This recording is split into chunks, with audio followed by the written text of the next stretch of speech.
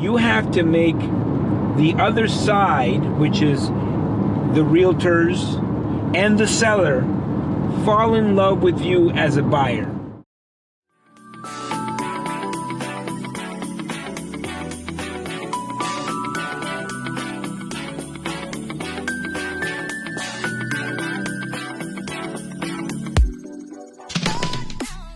So sometimes when you are asking for an extension, it's kind of like an awkward situation. How do you navigate around that?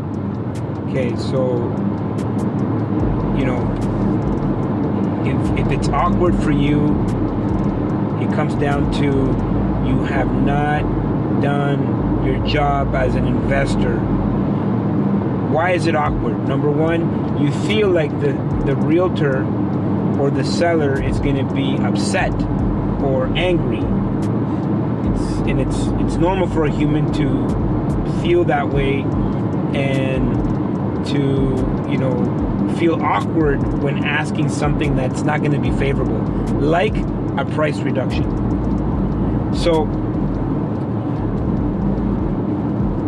who's ever watching this video, what you need to understand is that you have to make the other side, which is the realtors and the seller, fall in love with you as a buyer.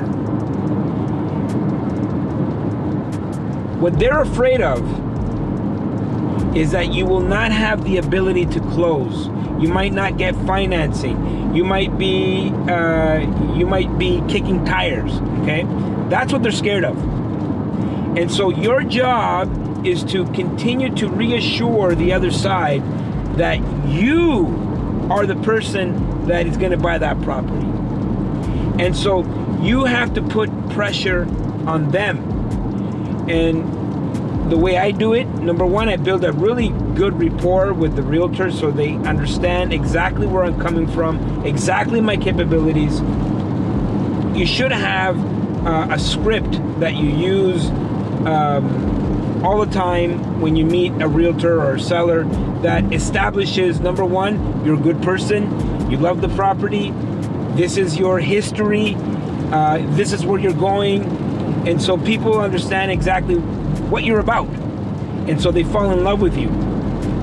Here's one of the biggest mistakes that people I watch a lot of investors make. They make an offer, conditional offer, 10 to 15 days, and then nothing. The realtor, the seller, hears nothing from the investor until one or 2 days before, where the investor is now requesting for an extension on the conditions. And so, of course, they're going to question that. Of course, they're going to ask themselves, and the seller's going to be, is it people even, are they even serious? And so, from the very beginning, your job is to keep the realtor updated, get the information, text back and forth, like put pressure on them. So by the time you get to the point where you have to extend your conditions, well, you've already built a rapport and a working relationship with the realtor where, you know, extending the conditions for another 10, 15 days is not a big issue, because they've seen that, you know what, you're asking for information, you're going back and forth. You know, for example, one of the key pieces would be financing or insurance, and so you're going to need specific information about the property.